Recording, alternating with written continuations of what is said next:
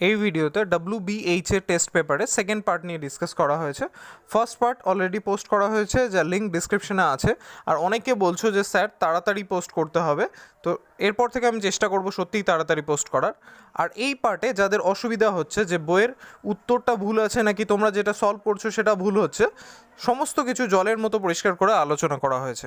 আশা করি তোমাদের ভালো লাগবে। তবে চলো আজকে ভিডিও শুরু করা যাক। চারের ফার্স্টেরটা বলেছে বার্ষিক 5% সরল সুদের হারে কত টাকার মাসিক সুদ 1 টাকা নির্ণয় করো। অর্থাৎ এখানে আমাদের সুদের হার বলে দিয়েছে আর সুদের পরিমাণটাও বলে দিয়েছে, জানতে চেয়েছে তো আসলের পরিমাণটা। তাহলে আমরা দুটোভাবে এখানে করতে পারি। এক হচ্ছে আমরা জানি যে আসল সমান সমান সুদ ইন্টু 100 ডিভাইডেড বাই সুদের হার ইন্টু সময়, যেটা বছরে হয়। অথবা আমরা ধরে নিতে পারি, ধরি আসল বা মূলধন P টাকা, তাহলে P টাকার সুদের হার R% আর সময় বলে দিয়েছে 1 মাস। তাহলে মাসিক অর্থাৎ 1 মাস, তাহলে 1 মাসকে আমরা বছরে কনভার্ট করতে পারি 1 মাস সমান সমান 1/12 বছর। তাহলে এই হিসেবে আমরা যদি বের করতে চাই P টাকার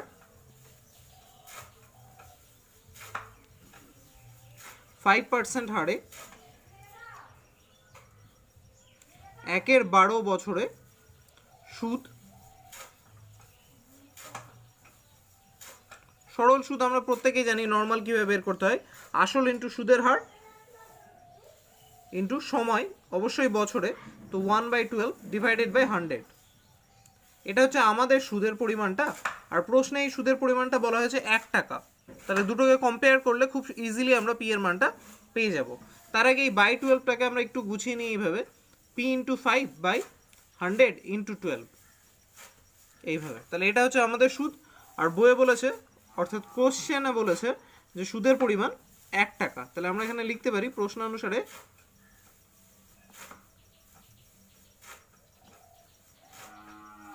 এটা ইকুয়ালস টু 1 টাকা, অর্থাৎ P into 5 divided by 100 into 12 equals to 1। তাহলে খুব সহজে আমরা এখানে পিটা রেখে বাকি টার্মগুলো এই পারে নিয়ে আসবো। 100 আর 12 হচ্ছে এই বাম পক্ষে ডিভাইডেড আকারে আছে, এই পাশে এলে মাল্টিপ্লাই হবে 100 ইন্টু 12। আর 5টা এখানে মাল্টিপ্লাই আছে, এই পারে এলে ডিভাইডেড হবে। তো 5 দিয়ে 100কে ক্যান্সেল করলে হচ্ছে 20, আর পি এর ভ্যালু আমরা ইজিলি পেয়ে যাচ্ছি 240। এটা এই প্রসেসে যদি কারো করার ইচ্ছে না থাকে, আর একটা সোজা প্রসেস আছে।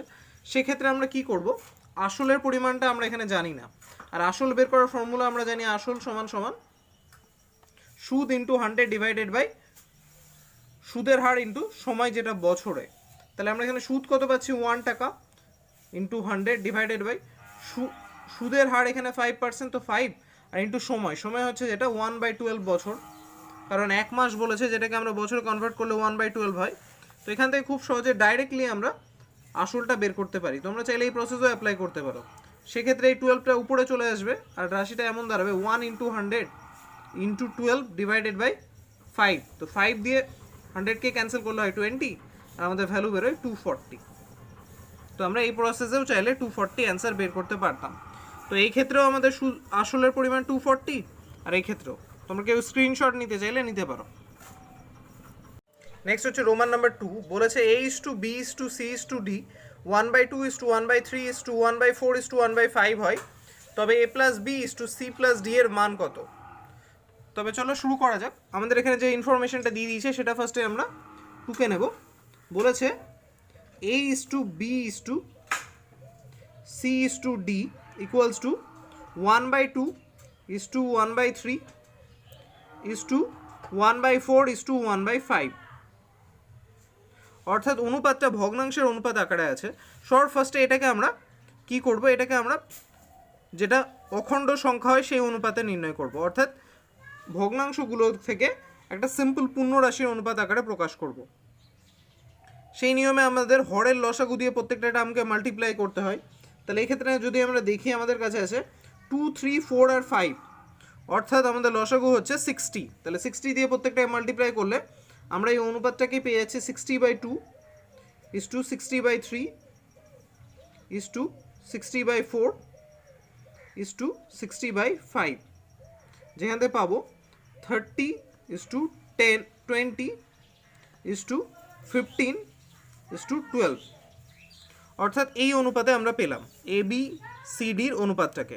এবার এই প্রত্যেকটার সাথে এক্স ধরে আমরা প্রত্যেকের মান ধরে নিতে পারি, তো আমরা তাই করব। ধরি এ বি সি ডি যথাক্রমে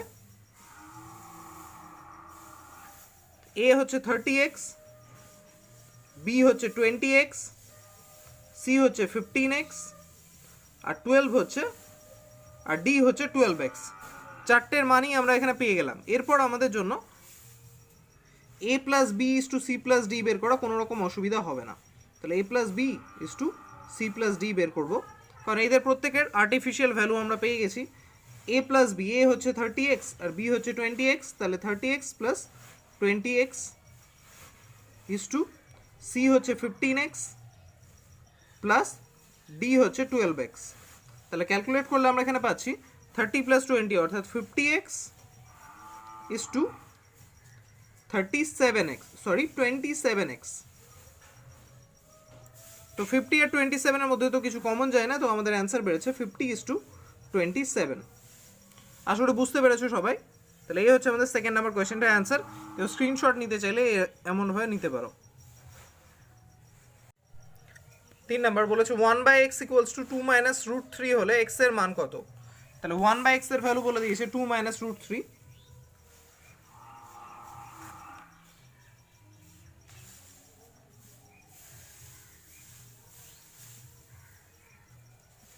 তাহলে x এর ভ্যালু আমরা দুটোকেই যদি উল্টে দিই, অর্থাৎ হরটাকে লব আর লবটাকে হর করি, তাহলে x = ইজিলি আমরা দেখতে পাচ্ছি 1/2 - √3। যেহেতু এর হরে কিছু নেই মানে 1 ছিল, তাহলে এমনটা পাচ্ছি। কিন্তু x এর ভ্যালু পেতে গেলে আমাদের করণীয় নিরসন এখানে করতে হবে। তো 2 - √3 কে যদি আমরা a - b ধরি এবং a প্লাস b দিয়ে লব হরকে গুণ করি, তাহলে আমাদের a প্লাস b হচ্ছে 2 + √3। তাই দিয়ে লব হরকে গুণ করলে আমাদের নিচে a² - b² এর ফর্মুলা পড়বে, এবং সেই ধরুন আমরা নিচে কি পাচ্ছি দেখা যাক। উপরে আমাদের থাকছে 2 + √3, আর নিচে a² অর্থাৎ 2 এর স্কোয়ার যেটা হবে 4, আর b² অর্থাৎ √3² যেটা হচ্ছে 3। তাহলে আমরা x এর ভ্যালু খুব ইজিলি পাচ্ছি 2 + √3, কারণ নিচে 4 - 1 অর্থাৎ 1 থাকছে, আর হরে 1 এর আলাদা কোনো ইম্পর্টেন্স নেই, অর্থাৎ হরে 1 লিখলেও হয় না লিখলেও হয়। তাহলে x এর ভ্যালু আমরা ফাইনালি কি পেলাম? 2 + √3।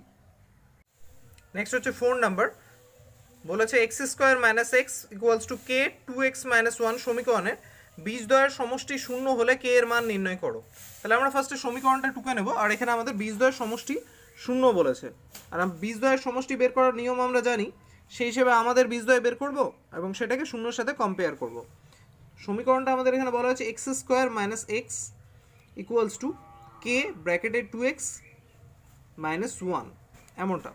তাহলে সবার ফার্স্টে আমরা কি করব, সমীকরণে যেহেতু আমাদের প্রয়োজন আছে x এর সহগ আর হচ্ছে x² এর সহগ, তো সহগগুলোকে যেন সঠিকভাবে চেনা যায় সেজন্য টার্মগুলোকে একটু সরল করে নেব। k দিয়ে এই দুটো টার্মকে মাল্টিপ্লাই করলে পাচ্ছি 2kx - k।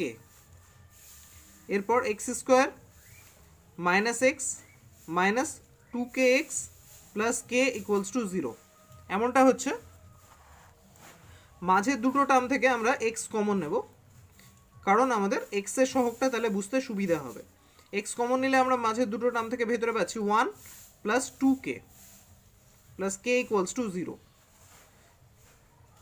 কারো বুঝতে যেন অসুবিধা না হয়, তাই আরও সুবিধা করার জন্য আমি x এর সহগটাকে এইভাবে লিখি, মাইনাস ব্র্যাকেটে 1 + 2k x + k = 0। তাহলে এই হচ্ছে আমাদের দ্বিঘাত সমীকরণ।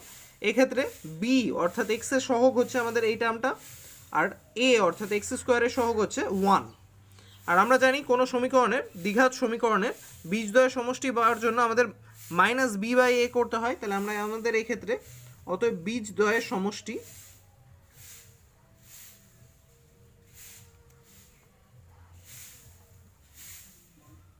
-b/a, যেহেতু এখানে অলরেডি মাইনাস আছে তো মাইনাস মাইনাসে এটা প্লাস হয়ে যাচ্ছে, 1 + 2k/a অর্থাৎ 1। তো 1 + 2kই থাকছে আমাদের বীজদ্বয়ের সমষ্টি। প্রশ্নে বলা হয়েছে যে মানটা 0, তাহলে আমরা প্রশ্নের মানের সঙ্গে কম্পেয়ার করলে হচ্ছে 1 + 2k = 0। অর্থাৎ 2k ইকুয়ালস টু -1 এবং k ইকুয়ালস টু ইজিলি আমরা পেয়ে যাচ্ছি -1/2। তাহলে এই ছিল আমাদের 4 নম্বর কোয়েশ্চেন। কেউ স্ক্রিনশট নিতে চাইলে নিতে পারো। হচ্ছে 5 নম্বর, দুটো বৃত্তের ব্যাসার্ধের দৈর্ঘ্য যথাক্রমে 3 সেমি ও 8 সেমি। বৃত্ত দুটির কেন্দ্রদ্বয়ের দূরত্ব 13 সেন্টিমিটার। এর একটি সরল সাধারণ স্পর্শকের দৈর্ঘ্য নির্ণয় করো। অর্থাৎ বৃত্ত দুটো যদি কেন্দ্রদ্বয়ের দূরত্ব 13 সেন্টিমিটার হয় তবে তাদের সরল সাধারণ স্পর্শকের দৈর্ঘ্য এখানে জানতে চেয়েছে। তো আমরা কি করব, শর্ট ফার্স্টে এখানে একটা ফর্মুলা ইউজ হয়। ফর্মুলাটা কি? ফর্মুলাটা হচ্ছে এমনটা, দুটি বৃত্তের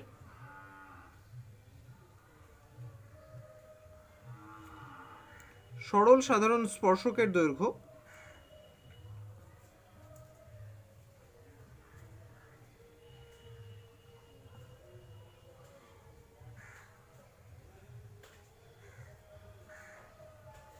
দুটি বৃত্তের সরল সাধারণ স্পর্শকের দৈর্ঘ্য সমান সমান রুট ওভার কেন্দ্রদ্বয়ের মধ্যবর্তী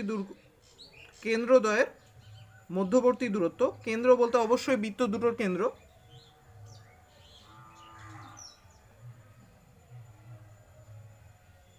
তার স্কোয়ার মাইনাস বৃত্ত দুটোর ব্যাসার্ধের অন্তরের স্কোয়ার, অর্থাৎ ব্যাসার্ধের দৈর্ঘ্যের বিয়োগ ফলের স্কোয়ার।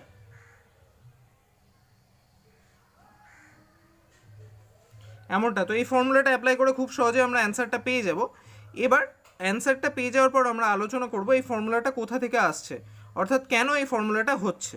তো শর্ট ফার্স্টে আমরা অ্যান্সারটা বের করি, অর্থাৎ বৃত্ত দুটোর সরল সাধারণ স্পর্শকের দৈর্ঘ্য। 5 নম্বর কোয়েশ্চেন, বৃত্ত দুটোর সরল সাধারণ স্পর্শকের দৈর্ঘ্য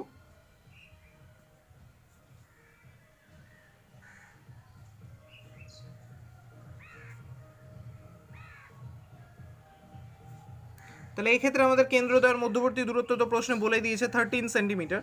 তো ইজিলি আমরা এখানে পাচ্ছি 13 তার স্কোয়ার মাইনাস বৃত্ত দুটোর ব্যাসার্ধও বলা হয়েছে 3 আর 8, তাহলে তাদের অন্তর কি হবে 8 - 3 তার হোল স্কোয়ার।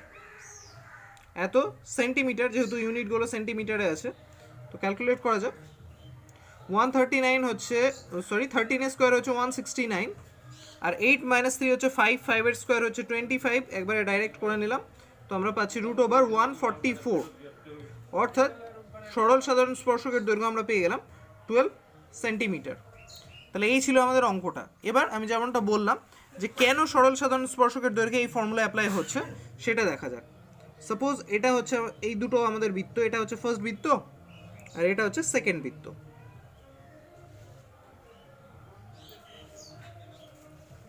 তাদের কেন্দ্রদ্বয়ের মধ্যে দূরত্ব আমি নিচ্ছি, এই দুটো তাদের কেন্দ্র, এটা হচ্ছে তাদের কেন্দ্রদ্বয়ের মধ্যে দূরত্ব আর এই হচ্ছে তাদের সরল সাধারণ স্পর্শক।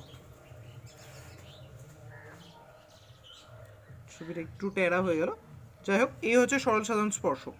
তাহলে এই হবে তাদের স্পর্শ বিন্দুগামী ব্যাসার্ধ, এই বড় বৃত্তের ক্ষেত্রে এটা, আর এটা হচ্ছে ছোট বৃত্তের ক্ষেত্রে স্পর্শ বিন্দুগামী ব্যাসার্ধ। আর যেহেতু আমরা জানি স্পর্শ বিন্দুগামী ব্যাসার্ধ স্পর্শকের উপর লম্ব হয়, সুতরাং এই কোণটা আর এই কোণটা 90 ডিগ্রি। এবার আমরা আসছি এরপর কি করব। এরপর যদি আমরা এখান থেকে অর্থাৎ এই ছোট বৃত্তের এই স্পর্শ বিন্দু থেকে এই বৃত্তের ব্যাসার্ধের উপর লম্ব অঙ্কন করি, লম্ব না, কেন্দ্রদ্বয়ের মধ্যবর্তী দূরত্বের সমান্তরাল একটা সরলরেখা অঙ্কন করি। আশা করি বিষয়টা বোঝাতে পারছি। তাহলে এই যে এখানে একটা চতুর্ভুজ আমরা পাচ্ছি, এই চতুর্ভুজটার ক্ষেত্রে কি ছিল, প্রথমেই এই দুটো বাহু পরস্পর সমান্তরাল ছিল, কারণ এরা দুজনেই এই স্পর্শকের সাথে অর্থাৎ এই সরলরেখার সাথে 90 ডিগ্রি কোণে ছিল। দ্বিতীয়ত আমি এই বাহুটার সমান্তরাল এই বাহুটা অঙ্কন করলাম, তাহলে এই চতুর্ভুজটার বিপরীত বাহুদ্বয় পরস্পর সমান্তরাল হলো, তাহলে চতুর্ভুজটা একটা সামান্তরিক। তাহলে নিশ্চয়ই এই যে ডিস্টেন্সটা পাচ্ছি, এই ডিস্টেন্সটা এই ছোট বৃত্তের ব্যাসার্ধের দৈর্ঘ্যের সমান হবে। তাহলে বাকি যে এই পোর্শনটা পড়ে থাকছে সেটা কি হবে, এটা হবে বৃত্ত দুটোর ব্যাসার্ধের দৈর্ঘ্যের অন্তর। আর যেহেতু সামান্তরিকের বিপরীত বাহুদ্বয় সমান, সুতরাং এই বাহুটা সমান এই বাহুটা যেহেতু হলো, এই বাহুটা সমান এই বাহুটাই হবে। তাহলে এটা ছিল বৃত্ত দুটোর কেন্দ্রদ্বয়ের মধ্যবর্তী দূরত্ব, যেটা এর সমান হবে। তাহলে এই সরল সাধারণ স্পর্শকটা কি হচ্ছে, এই সমকোণী ত্রিভুজ যেটা আমরা এখানে পাচ্ছি তার অতিভুজ, সরি ভূমি, আর এটা হচ্ছে তার লম্ব, এটা হচ্ছে তার অতিভুজ। তাহলে অতিভুজটা গিয়ে দাঁড়াচ্ছে বৃত্ত দুটোর কেন্দ্রদ্বয়ের মধ্যবর্তী দূরত্বের সমান। আশা করি বোঝাতে পারছি। যদি আমি নাম্বার বসিয়ে এই অঙ্কটা ক্যালকুলেট করি, তাহলে বৃত্তদ্বয়ের কেন্দ্রদ্বয়ের মধ্যবর্তী দূরত্ব ছিল 13 সেন্টিমিটার, যেটা এখানেও দাঁড়াবে 13 সেন্টিমিটার। কারণ কি, এই চতুর্ভুজটা একটা সামান্তরিক, তাহলে এই ডিস্টেন্সটা হচ্ছে 13 সেন্টিমিটার। এই বড় বৃত্তের ব্যাসার্ধটা ছিল 8 সেন্টিমিটার, তার মধ্যে এতটা হচ্ছে এই ছোট বৃত্তের ব্যাসার্ধের সমান, অর্থাৎ 3 সেন্টিমিটার। তাহলে এইটুকুটা দাঁড়াচ্ছে কি 5 সেন্টিমিটার। তাহলে এই কোণটা 90 ডিগ্রি, যেহেতু স্পর্শ বিন্দুগামী ব্যাসার্ধ ছিল এটা, তাহলে এই সমকোণী ত্রিভুজের ক্ষেত্রে অতিভুজ হচ্ছে 13 সেন্টিমিটার, লম্ব হচ্ছে 5 সেন্টিমিটার। সুতরাং ভূমি হবে √13 স্কোয়ার মাইনাস 5 স্কোয়ার, যেটা 12 বেরোলো আমাদের অঙ্কের ক্ষেত্রে। আশা করি আমি বোঝাতে পেরেছি যে কেন এই ফর্মুলাটা অ্যাপ্লাই হয় আর কোত্থেকে আমরা অ্যান্সারটা পেলাম 12 সেন্টিমিটার। নেক্সট হচ্ছে 6 নাম্বার, বলেছে এবিসিডি বৃত্তস্থ চতুর্ভুজের AB equals to AD, ABD 30 degree হলে বিসিডির মান কত? তো শর্ট ফার্স্ট আমরা ছবিটা এঁকে নেবো। বৃত্তস্থ চতুর্ভুজ বলেছে এবিসিডি, যার এবি ইকুয়ালস টু এডি। তো এই হচ্ছে আমার বৃত্ত,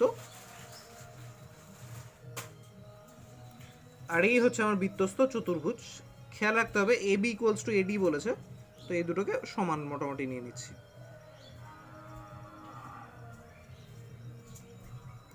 এই হচ্ছে আমার বৃত্তস্থ চতুর্ভুজ, যার এবি ইকুয়ালস টু এডি। এর প্রশ্নে বলে দিয়েছে যে কোণ এবিডি হচ্ছে 30 ডিগ্রি, সুতরাং এই কোণটা হচ্ছে 30 ডিগ্রি। তারপর বলেছে যে বিসিডির মান কত, অর্থাৎ এই কোণটার মান আমাদের জানতে চেয়েছে। ফার্স্টে আমরা আলোচনা করে নিই যে কীভাবে অঙ্কটা সলভ করবো, তারপর অঙ্কটা সলভ করছি। শর্ট ফার্স্টে এই দুটো বাহু সমান, অর্থাৎ এবিডি যে ত্রিভুজটা আমরা দেখছি সেটা সমদ্বিবাহু ত্রিভুজ। সুতরাং এই দুটো বাহু সমান হলে এই দুটো বাহুর অপোজিট কোণ, অর্থাৎ এই কোণটা আর এই কোণটা পরস্পর সমান হবে। তাহলে এই কোণটা 30 হলে এই কোণটাও 30 হচ্ছে। তাহলে এবিডি ত্রিভুজের এই দুটো কোণ 30 আর 30, সুতরাং এই দুটো কোণের সমষ্টি 60 ডিগ্রি। তাহলে এই কোণটা কী হবে, একটা ত্রিভুজের তিনটে কোণের সমষ্টি 180 ডিগ্রি হওয়ার কারণে এই দুটো সমষ্টি 60 হলে এটা হচ্ছে 120 ডিগ্রি। আর আমরা জানি বৃত্তস্থ চতুর্ভুজের বিপরীত কোণদ্বয় পরস্পর সম্পূরক, সুতরাং এই দুটো কোণের সমষ্টিও 180, এটা 120 হলে এটা 60 হবে। তো এটাই আমরা করব, কিন্তু একটু সুবিধা নেওয়ার জন্য আমরা একটু ঘুরিয়ে করব। আশা করি বিষয়টা বোঝাতে পারলাম, সবাই বুঝতে পেরেছো। কীভাবে করব চলো দেখা যাক। ত্রিভুজ এবিডি এর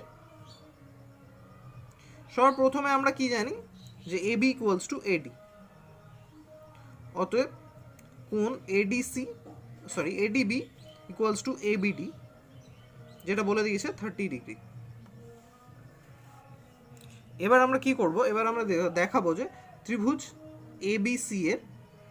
এবিডি এর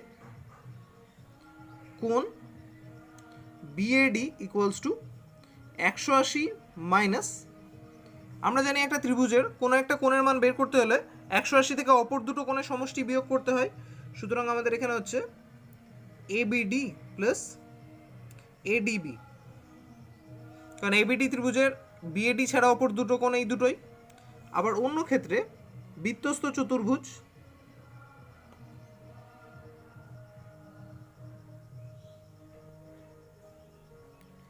এবিসিডি এর বৃত্তস্থ চতুর্ভুজের ক্ষেত্রে বিপরীত কোণদ্বয় পরস্পর সম্পূরক হয়।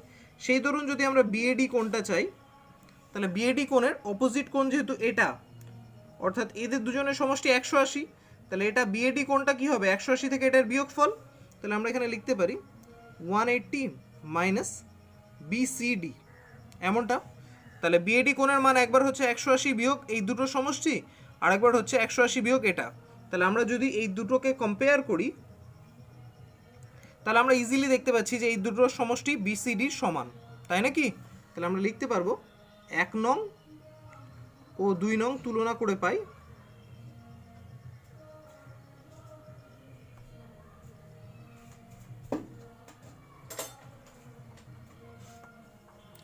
কোণ বিসিডি ইকুয়ালস টু কোণ এবিডি প্লাস কোণ এডিবি। এবার এই দুটো কোণ প্রত্যেকটাই 30 ডিগ্রি করে আমরা তো আগেই বের করেছি, সুতরাং এটা বেরোচ্ছে 60 ডিগ্রি। তাহলে আমরা কোণ বিসিডির ভ্যালু বের করে ফেললাম এইভাবে। তোমরা চাইলে স্ক্রিনশট নিতে পারো। নেক্সট হচ্ছে 7 নাম্বার, বলেছে ও কেন্দ্রীয় বৃত্তের কেন্দ্র থেকে 26 সেমি দূরে অবস্থিত এ বিন্দু থেকে অঙ্কিত বৃত্তের স্পর্শকের দৈর্ঘ্য 10 সেন্টিমিটার হলে বৃত্তের ব্যাস নির্ণয় করো। তো সবার ফার্স্টে আমরা ছবিটা এঁকে নেব।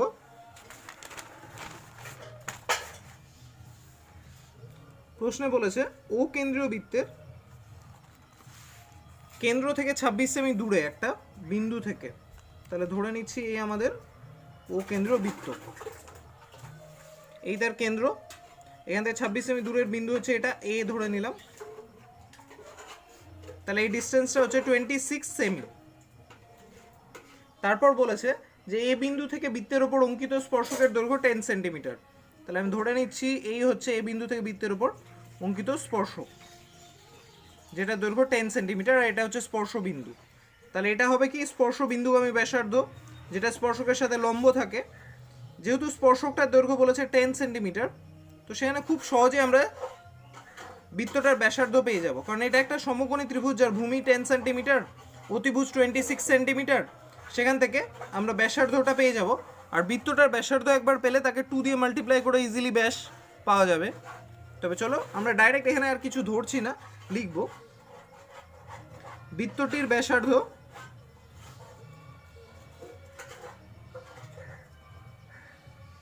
সমান সমান রুট ওভার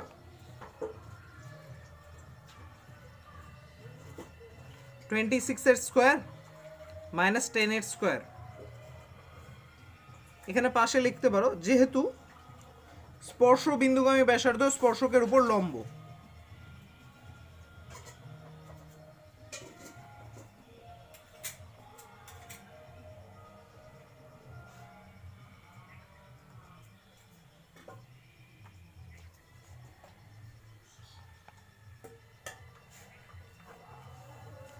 লম্ব হওয়ার কারণে আমরা এই সমকোণী ত্রিভুজটা পেলাম, তাই এরকম সিচুয়েশন আসছে। তো ইজিলি আমরা ব্যাসার্ধটা পেয়ে যাচ্ছি। 26 এর স্কোয়ারে আমরা জানি 676, আর 10 এর স্কোয়ার 100, তো মাইনাস করলে হচ্ছে 576, যেটা হয় 24 এর স্কোয়ার। তো ইজিলি আমরা পেয়ে গেলাম বৃত্তের ব্যাসার্ধের দৈর্ঘ্য 24 সেন্টিমিটার। কিন্তু আমাদের প্রশ্নে বৃত্তের ব্যাস চেয়েছে, তো ব্যাসার্ধকে 2 দিয়ে মাল্টিপ্লাই করলে ব্যাস পেয়ে যাব। অতএব বৃত্তটির ব্যাস 2 × 24 সেন্টিমিটার, অর্থাৎ 48 সেন্টিমিটার। আশা করি কারো বুঝতে অসুবিধা হলো না। এই ছিল আমাদের 7 নাম্বার কোয়েশ্চেনটা। 8 নাম্বার বলেছে 400 টাকার 2 বছরের সমূল চক্রবৃদ্ধি 441 টাকা হলে বার্ষিক শতকরা চক্রবৃদ্ধির সুদের হার কত? তাহলে চক্রবৃদ্ধির সুদের হার আমাদের এখানে জানতে চেয়েছে, তাহলে সেটাকে ধরে নিয়ে আমরা চক্রবৃদ্ধির সুদ বের করে কম্পেয়ার করব। আমাদের চক্রবৃদ্ধির সুদ আর প্রশ্নে দিয়ে দেওয়া চক্রবৃদ্ধির সুদের সাথে। সবার ফার্স্ট কাজ হচ্ছে ধরি চক্রবৃদ্ধির সুদের হার R%।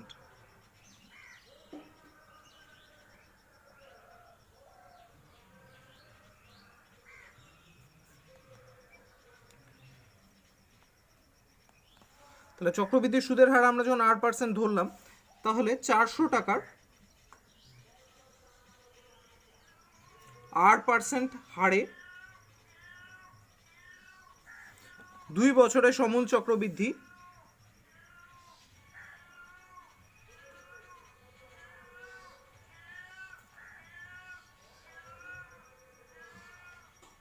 সমূল চক্রবৃদ্ধির ফর্মুলা আমরা জানি P ব্র্যাকেটে 1 plus R/100 whole to the power n, যেখানে P হয় আসল আমাদের এক্ষেত্রে হচ্ছে যেটা 400, 1 প্লাস সুদের হার যেটা হচ্ছে আমাদের এক্ষেত্রে R divided by 100 whole to the power বছর, যেটা হচ্ছে আমাদের এক্ষেত্রে 2, এত টাকা। তাহলে আমাদের হিসেবে সমূল চক্রবৃদ্ধি এটা, আর বইয়ের কোয়েশ্চেনের হিসেবে সেটা 441। তাহলে আমরা তুলনা করব। অতএব প্রশ্নানুসারে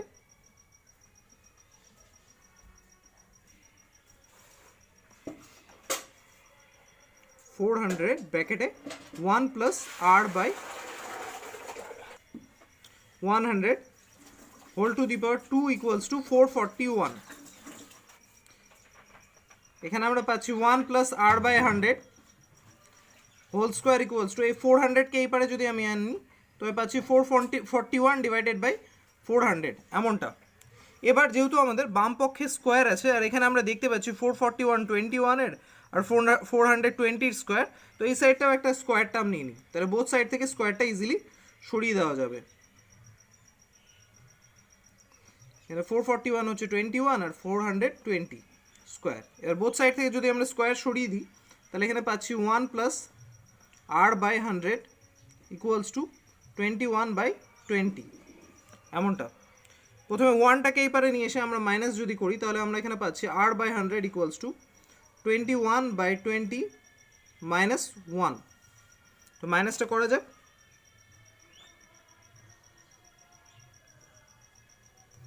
r/100 এর ভ্যালু আমাদের এখানে থাকছে তবে 1/20। এবার এখানে আমরা একটু কাজ করছি, তাহলে r ইকুয়ালস টু হচ্ছে আমাদের 1/20 আর এই 100টা এবারে এলে মাল্টিপ্লাই হচ্ছে 20 এবারে এলে মাল্টিপ্লাই হয়ে উপরে থাকছে, তাহলে 20 দিয়ে 100কে ক্যান্সেল করলে হচ্ছে 5। তাহলে r ইকুয়ালস টু পাচ্ছি আমরা 5।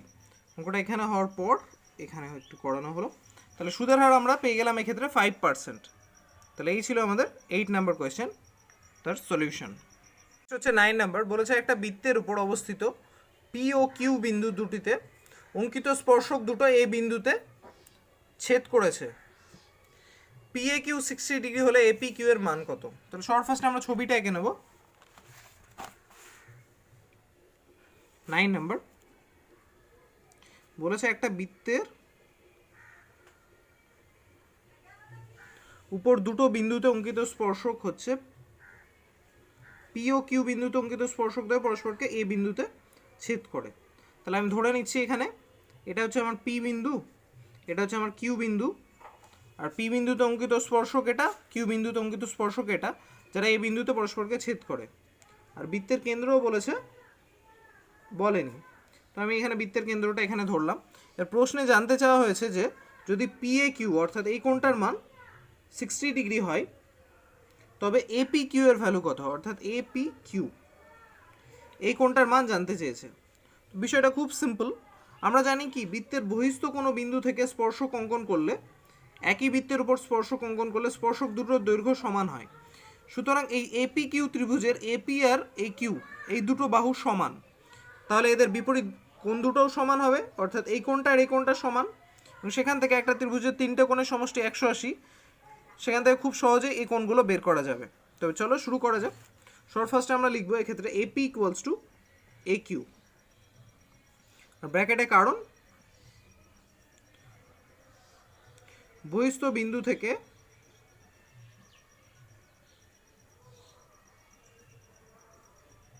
বৃত্তের উপর বহিস্থ নির্দিষ্ট বিন্দু বা একটি বিন্দু থেকে, বহিস্থ নির্দিষ্ট বিন্দু থেকে বৃত্তের উপর অঙ্কিত স্পর্শক দ্বয়ের দৈর্ঘ্য সমান হয়।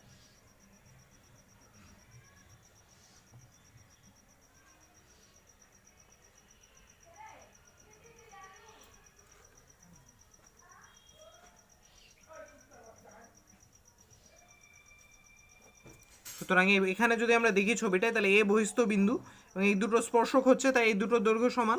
তাহলে এখান থেকে খুব সহজেই পাচ্ছি ত্রিভুজ এপি কিউ এর কোণ এপি কিউ সমান সমান কোণ এ কিউ পি, কারণ সমান বাহুর বিপরীত কোণ দ্বয় পরস্পর সমান। চলো তাহলে এবার আমরা পাচ্ছি অতএব কোণ এপি কিউ প্লাস কোণ এ কিউ পি, অর্থাৎ একটা ত্রিভুজের দুটো কোণের সমষ্টি সমান সমান 180 ডিগ্রি মাইনাস তৃতীয় কোণটা, যে তৃতীয় কোণটার মান হচ্ছে 60 ডিগ্রি। এবার এই দুটো কোণ পরস্পর সমান, তাহলে আমি এখানে এই এ কিউ পির জায়গায় আবার একটা এপি কিউ লিখতে পারি, তাহলে এখানে 2 এপি কিউ হয়ে যাচ্ছে। 2 এপি কিউ এর ভ্যালু আমরা এখানে পাচ্ছি 180 মাইনাস 60 অর্থাৎ 120 ডিগ্রি। তাহলে ইজিলি আমরা এপি কিউ এর ভ্যালু পাচ্ছি 120 ডিভাইডেড বাই 2 অর্থাৎ 60 ডিগ্রি। তাহলে কোন এপি কিউ এর ভ্যালু আমরা এখানে বের করে ফেললাম 60 ডিগ্রি। এই ভিডিওতে যেমনটা তোমরা থাম্বনেইলে দেখলে WBH এর এই কোয়েশ্চেনটা সলভ করা হয়েছে, যেটা তোমাদের ফার্স্ট মডেল পেপারের 4 নম্বর কোয়েশ্চেনে 10-এ আছে, অর্থাৎ রোমান নম্বর 10-এ। এই কোয়েশ্চেনটা অনেকের প্রবলেম হচ্ছে, অনেকে হোয়াটসঅ্যাপে আমাকে জানিয়েছে, তো এই কোয়েশ্চেনটা সলভ করে দেওয়া হলো। তবে চলো আজকে ভিডিও শুরু করা যাক। কোয়েশ্চেন নাম্বার 10, একটি সমকোণী চৌপলের সমগ্র তলের ক্ষেত্রফল 192 বর্গ সেমি, ঘনফল 144 ঘন সেমি এবং কর্ণের দৈর্ঘ্য হচ্ছে 13 সেন্টিমিটার। চৌপলের মাত্রাগুলো নির্ণয় করো। মাত্রা অর্থাৎ এখানে দৈর্ঘ্য প্রস্থ উচ্চতার কথা বলা হয়েছে। তাহলে আমাদের সমকোণী চৌপলটার কিছু ইনফরমেশন দিয়ে দিয়েছে এবং তার ভিত্তিতে তার দৈর্ঘ্য প্রস্থ উচ্চতা জানতে চেয়েছে। তো সবার ফার্স্টে আমরা কি করব, ধরে নেব যে ধরি সমকোণী চৌপলটির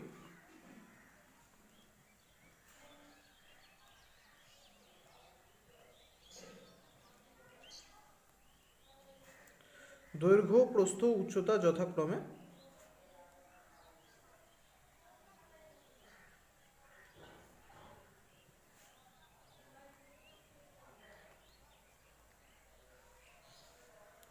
এখানে এল বি এইচ নেওয়া যাক। Length for L, breadth for B, আর হাইট ফর এইচ। তো এল বি এইচ একক। তাহলে আমরা দৈর্ঘ্য প্রস্থ উচ্চতা তিনটেই ধরে নিলাম এল বি এইচ। এর প্রশ্নে বলা হয়েছে যে সমকোণী চৌপলটার সমগ্র তলের ক্ষেত্রফল হচ্ছে 192 বর্গ সেমি। তাহলে আমরা জানি সমকোণী চৌপলের সমগ্র তলের ক্ষেত্রফলের ফর্মুলা 2 ব্র্যাকেটে দৈর্ঘ্য যোগ প্রস্থ প্লাস দৈর্ঘ্য ইন্টু প্রস্থ প্লাস প্রস্থ ইন্টু উচ্চতা প্লাস দৈর্ঘ্য ইন্টু উচ্চতা। সুতরাং আমাদের এই ক্ষেত্রে হচ্ছে 2 into L B plus BH plus L H equals to, ওরা বলে দিয়েছে এটার মান হচ্ছে 192। তো এটা আমরা পাচ্ছি 192। এটাকে আমরা একটা ইকুয়েশন মতো ট্রিট করি যেন কাজে লাগাতে পারি পরে। নেক্সট আরেকটা জিনিস ওরা বলেছে যে সমকোণী চৌপলটার ঘনফল। সমকোণী চৌপলের ঘনফলের ফর্মুলা আমরা প্রত্যেকেই জানি, দৈর্ঘ্য ইন্টু প্রস্থ ইন্টু উচ্চতা। সুতরাং আমাদের এই ক্ষেত্রে L into B into H, যার ভ্যালু ওরা বলে দিয়েছে 144 ঘন সেমি। তো আমরা এখানে ইকুয়েশন হিসেবে নিচ্ছি, ওই জন্য এককটা লিখছি না। তৃতীয়তে ওরা বলেছে যে সমকোণী চৌপলটার কর্ণের দৈর্ঘ্য। আমরা জানি সমকোণী চৌপলের কর্ণের দৈর্ঘ্যের formula √L² plus B square plus H square. সুতরাং এক্ষেত্রে আমরা পাবো এল দৈর্ঘ্য, বি প্রস্থ, আর এইচ হচ্ছে উচ্চতা। সেই ধরুন √L² plus B square plus H square অর্থাৎ কর্ণের দৈর্ঘ্য সমান সমান প্রশ্নে বলা হয়েছে 13। কিন্তু এখান থেকে আমাদের ইকুয়েশনটা ইউজ করতে অসুবিধা হবে, তো আমরা বোথ সাইড হোল স্কোয়ার করে নিচ্ছি। তাহলে আমরা পাচ্ছি L² plus B square plus H square equals to 13 square অর্থাৎ 169। তো এটাকে আমরা ইকুয়েশন 3 হিসেবে ট্রিট করব। তাহলে তিনটে ইকুয়েশন আমাদের কাছে আছে। এই ইনফরমেশনগুলো থেকে আমাদের এল বি এইচ এর ভ্যালু বের করতে হবে। শর্ট ফার্স্টে আমরা কি করব, আমরা এখানে ইকুয়েশন 3 আর ইকুয়েশন 2টা অ্যাড করে এল বি এইচ এর মানটা পাওয়ার চেষ্টা করব। কীভাবে দেখা যাক, ইকুয়েশন 3 প্লাস ইকুয়েশন 2 না সরি ইকুয়েশন 1 যোগ করে পাই কি পাচ্ছি দেখা যাক। এখানে যদি আমি যোগ করি তাহলে আমি এখানে পাচ্ছি যে L² plus B square plus H square, যেটা ইকুয়েশন 3 এর অংশ, plus 2 LB BH plus LH equals to, এটার ভ্যালু ছিল 169 আর সেকেন্ড অংশটার ভ্যালু ছিল 192, অর্থাৎ এমনটা। এখানে যদি আমরা দেখি তাহলে এখানে আমরা একটা ফর্মুলা পাচ্ছি। যদি এলকে এ, বিকে বি এবং এইচকে সি ভাবি, তবে a² plus B square plus c square plus 2ab 2bc 2ca, কারণ 2 কমন নেওয়া আছে। সুতরাং আমরা এখানে a plus B plus c তার হোল স্কোয়ারের ফর্মুলা পাচ্ছি যদি আমরা এলকে এ, বিকে বি এবং এইচকে সি ভাবি। তাহলে সেই ধরুন আমরা এখানে পাচ্ছি L plus B plus H তার হোল স্কোয়ার ইকুয়ালস টু এই দুটো নাম্বারের সাম, যেটা হচ্ছে 9 2 11 1 9 6 হচ্ছে 15 আর হাতের একে 16 1 1 2 অর্থাৎ 361 এমনটা। 9 6 15 1 হ্যাঁ 361। আর 361 আমরা জানি 19 এর স্কোয়ার, তবে এল প্লাস বি প্লাস এইচ তার হোল স্কোয়ার ইকুয়ালস টু আমরা এখানে পাচ্ছি 19 এর হোল স্কোয়ার, অর্থাৎ এল প্লাস বি প্লাস এইচ এর ভ্যালু আমরা এখানে 19 পাচ্ছি। এর প্রশ্ন হচ্ছে মাইনাসে 19 তো আর দৈর্ঘ্য প্রস্থ উচ্চতার সমষ্টি হতে পারে না, সুতরাং প্লাস 90টাই এখানে নিব। তাহলে এখন আমাদের কাছে যে ইনফরমেশনগুলো আছে সেটা হিসেবে তিনটে মাত্রা অর্থাৎ দৈর্ঘ্য প্রস্থ উচ্চতার যোগফল 19 এবং দৈর্ঘ্য প্রস্থ উচ্চতা এই তিনটের গুণফল 144, এই দুটোকে আমরা ব্যবহার করব। কিভাবে দেখা যাক, 144কে যদি আমরা উৎপাদকে বিশ্লেষণ করি, মৌলিক উৎপাদকে, তবে কি পাচ্ছি, তবে এখানে পাচ্ছি 72, আবার 2 দিয়ে করলে 36, 2 দিয়ে করলে 18, 2 দিয়ে করলে 9 3 3। বাচ্চাদের মতো এটা ভেঙে দেখালাম এই জন্য যেন কারো অসুবিধা না হয়। তাহলে হ্যাঁ 144কে মৌলিক উৎপাদকে বিশ্লেষণ করলে যে টার্মগুলো পাচ্ছি সেটা হচ্ছে চারটে 2 আর দুটো 3। যাদের যদি আমি এরকম তিনটে রাশি আনি যাদের যোগফল হচ্ছে 19, তাহলে কি পাওয়া যাচ্ছে দেখা যাক। 2 2 যা 4, 2 2 যা 4 3, অর্থাৎ 3 2 যা 6, 6 2 যা 12 অ্যান্ড 3, তাহলে 4 12 3, এই তিনটে সাম হচ্ছে 19। আর একটা হচ্ছে যেটা হচ্ছে 2 আর 2 ইন্টু 2 ইন্টু 2, অর্থাৎ 2 2 যা 4, 4 2 যা 8, এই তিনটে টার্ম নিয়ে, এবং 3 3 যা 9, অর্থাৎ আরেকটা আমি এরকম কম্বিনেশন পাচ্ছি যাদের সাম হচ্ছে 19। এর প্রশ্ন হচ্ছে তার মানে স্যার এই তিনটে হবে ওদের মাত্রা নাকি এই তিনটে হবে? তবে চলো দেখা যাক। এখানে আমাদের কন্ডিশন অনেকগুলো আছে, এটা একটা কন্ডিশন, এটা একটা কন্ডিশন। তো এই দুটোই অর্থাৎ 4 12 3 এবং 2 8 9, এই দুটো মাত্রাই অর্থাৎ দুটো পেয়ার মাত্রাই এই ফর্মুলাটাকে ফর্ম করছে, এই ফর্মকে, এবং এটাকে ফর্ম করছে। কিন্তু এটাকে ফর্ম করছে না দুটোই, অর্থাৎ L square plus B square plus H square যদি আমি বের করতে চাই কর্ণ যেটা, সেটা এক্ষেত্রে কী হচ্ছে আমরা যদি দেখি রুট ওভার 4 এর স্কোয়ার প্লাস 12 এর স্কোয়ার প্লাস 3 এর স্কোয়ার, সেটা কত বেরোচ্ছে? 4 এর স্কোয়ার হয় 16, 12 এর স্কোয়ার 144, 3 স্কোয়ার 9, অর্থাৎ আমার এখানে কত বেরোচ্ছে? আমি যদি এটার কর্ণ বের করতে চাই তাহলে এটার কর্ণ কী বেরোচ্ছে? 16 আর 9 25 আর 144, অর্থাৎ রুট ওভার 169, যেটা হচ্ছে 13, অর্থাৎ এটা আমার 13 ফর্ম করছে। এবার এটার ক্ষেত্রে যদি দেখি আমি রুট ওভার 2 এর স্কোয়ার প্লাস 8 এর স্কোয়ার প্লাস 9 এর স্কোয়ার, তো 2 এর স্কোয়ার হচ্ছে 4, 8 এর স্কোয়ার হচ্ছে 64, 9 এর স্কোয়ার হচ্ছে 81। তো আমার এখানে কত বেরোচ্ছে? এটা 80 আর 61 40, আর হচ্ছে 80 আর 61 40, আর 4 4 হচ্ছে 8 আর 1, তো আমার এখানে হচ্ছে 80 আর 61 40 149 এর স্কোয়ার রুট, এমনটা। তাহলে এই ক্ষেত্রে আমরা দেখছি যে 2 8 9 এটা অ্যাকসেপ্টেবল না, কারণ সব নিয়ম এটা মানছে না। 4 12 3 এটা সবগুলো নিয়ম মানছে। তাহলে এখানে সিম্পলি আমরা পেয়ে যাচ্ছি কি, যে আমাদের সঠিক যে মাত্রা সেটা হবে 4 3 12 নাকি 4 2 8 9। তাহলে সঠিক উত্তর হবে 4 3 12। আমি এই ম্যাথটা একবার পোস্ট করেছিলাম তো আমাদের সঠিক উত্তর হিসেবে এইভাবে। আর যেহেতু এখানে ইউনিট বলা হয়েছে সেন্টিমিটার, তো মাত্রাগুলো 3 সেন্টিমিটার 4 সেন্টিমিটার 12 সেন্টিমিটার এইভাবে এককটা দিয়ে লিখবে। আর আশা করি তোমাদের ডাউটগুলো ক্লিয়ার করতে পেরেছি। যারা বলছিলে যে বইয়ে উত্তর আছে স্যার 2 8 9, তো বইয়ের উত্তরটা ভুল, আমি এখানে যেটা সলভ করিয়েছিলাম সেটা ঠিক। আর তোমরা বইয়ের উত্তরের উপর ট্রাস্ট করো না, বইয়ের উত্তর এখানে দুটো ভুল বেরোলো আমাদের 2 মার্কসের ম্যাথগুলো সলভ করার ক্ষেত্রে, তোমরা দেখলে বুঝতে পারবে। নেক্সট হচ্ছে 11 নাম্বার। একটি শঙ্কুর শীর্ষকোণ 2 আলফা, উচ্চতা h একক হলে শঙ্কুটির ব্যাসার্ধ ও তির্যক উচ্চতা কত? ফার্স্ট আমরা ছবিটা এঁকে নেব। ইউজুয়ালি জ্যামিতির ক্ষেত্রে আগে ছবি আঁকি, কিন্তু এই ক্ষেত্রেও ছবিটা প্রয়োজন। এই হচ্ছে আমাদের শঙ্কু।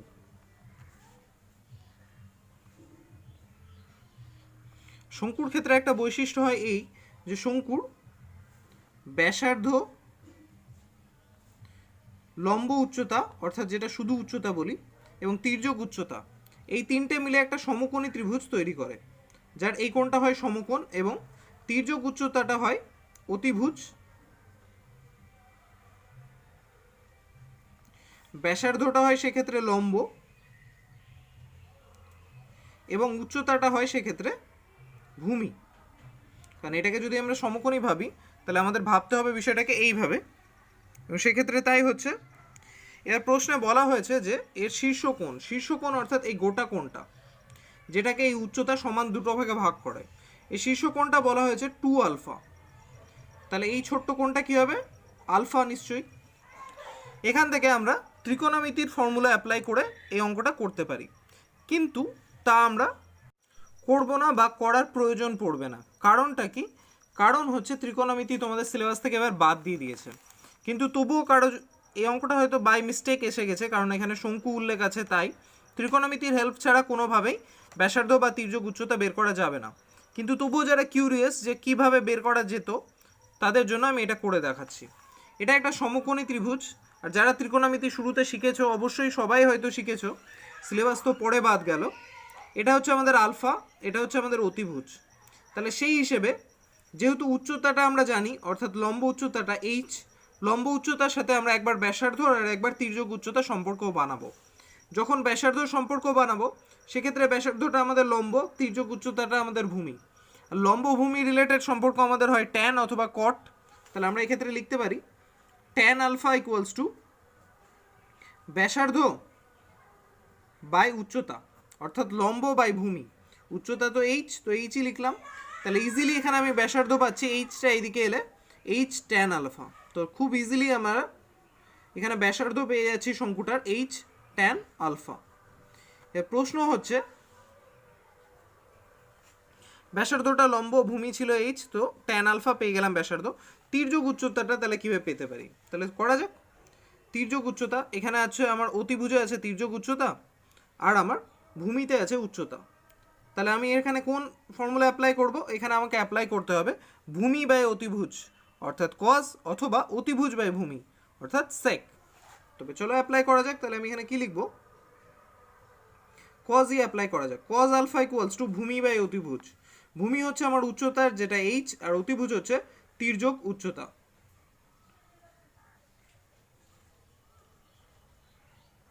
তাহলে এই ধরুন আমি খুব ইজিলি তির্যক উচ্চতা সমান সমান কি পাচ্ছি? তির্যক উচ্চতা সমান সমান পাচ্ছি এইচ বাই কজ আলফা।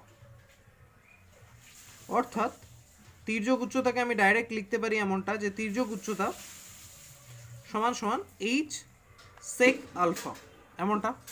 আশা করি কারো বুঝতে অসুবিধা হচ্ছে না। তা এইভাবে আমরা ব্যাসার্ধ এবং তির্যক উচ্চতা দুটোই নির্ণয় করতে পারি। এবার প্রশ্ন হচ্ছে বইয়ে যদি অন্য উত্তর থাকে, বইয়ে অন্য উত্তর থাকলে বইয়ের উত্তরটা ভুল আছে, কারণ আমরা সিম্পল সঠিক পদ্ধতিতে অঙ্কটা সলভ করলাম। এই হচ্ছে এর অ্যান্সার। তোমরা প্রশ্ন দেখলে বুঝতে পারবে এখানে বলে দিয়েছে যে উচ্চতাটা হচ্ছে এইচ একক, যেটা লম্ব উচ্চতা। আশা করি কারো বুঝতে অসুবিধা হলো না। এই ছিল আমাদের 9 নম্বর অঙ্ক। নেক্সট হচ্ছে 12 নাম্বার। একটি নিরেট অর্ধগোলকের আয়তন ও সমগ্র তলের ক্ষেত্রফলের সংখ্যামান সমান হলে অর্ধগোলকটি ব্যাসার্ধ কত? ঠিক আছে, আমাদের নিরেট অর্ধগোলকের আয়তন এবং তার ঘনফল বা হচ্ছে সমগ্র তলের ক্ষেত্রফলের সংখ্যামান সমান বলা হয়েছে। তাহলে ফার্স্টে আমরা ধরে নেব, ধরি অর্ধগোলকটির ব্যাসার্ধ আর একক, কারণ ব্যাসার্ধ ছাড়া না আয়তন পাবো না সমগ্র তলের ক্ষেত্রফল।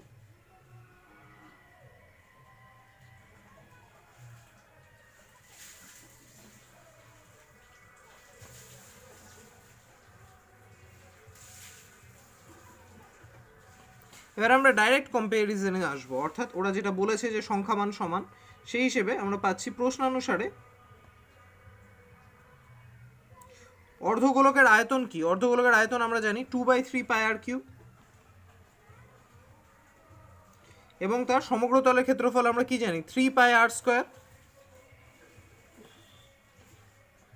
যদি কারো কনফিউশন হচ্ছে একটু বলে দিই, অর্ধগোলকের ক্ষেত্রে এই পোর্শন অর্থাৎ বক্রতলটার ক্ষেত্রফল হয় 2 পাই আর স্কোয়ার, যেটা সম্পূর্ণ গোলকের অর্ধেক। আর এই পোর্শনটা অর্থাৎ এখানে যে তলটা থাকে এর ক্ষেত্রফল হয় পাই আর স্কোয়ার। সেই ধরুন সমগ্র তল হচ্ছে 3 পাই আর স্কোয়ার। তো এখান থেকে আমাদের আর এর ভ্যালুটা পেতে হবে। বোথ সাইড থেকে আর স্কোয়ার সরিয়ে দিলে আমি এখানে পাচ্ছি 2/3 পাই আর ইকুয়ালস টু 3 পাই, অর্থাৎ আর ইকুয়ালস টু আমি পাচ্ছি 3 পাই ডিভাইডেড বাই 2 পাই, আর এখানে বাই 3টা এইদিকে মাল্টিপ্লাই হয়ে যাচ্ছে, সেই ধরুন পাই পাই ক্যান্সেল হচ্ছে এবং আর এর ভ্যালু থাকছে 9 ডিভাইডেড বাই 2। প্রশ্ন অর্ধগোলকটির ব্যাসার্ধই চেয়েছে, তো সেটা পেয়ে গেলাম 9/2। তাহলে আমরা লিখব অতএব অর্ধগোলকটির ব্যাসার্ধ 9/2 একক।